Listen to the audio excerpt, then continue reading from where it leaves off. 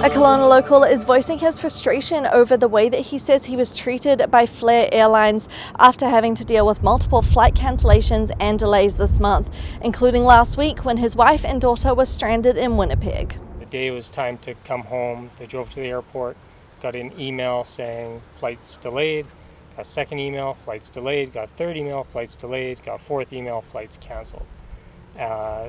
People at the airline suggested they should go book something with WestJet and they would get compensated for it. So they went and got the last flight on WestJet. The only thing Flair could offer them was a 3-day delay.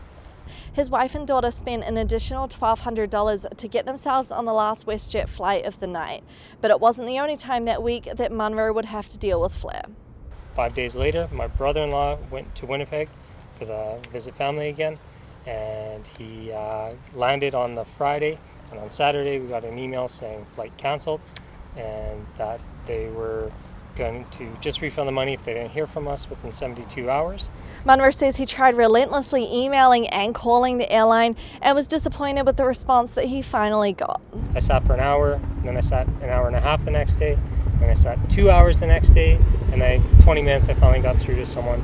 And their only thing they would offer us was to refund the ticket or fly him out 5 days later on Sunday, which obviously doesn't work. You can't leave someone stranded in Winnipeg for 5 days. According to Munro, the airline did not offer his brother-in-law any money for hotel accommodations or meals, but they did send a check-in notice via email the night before the cancelled flight was scheduled to operate.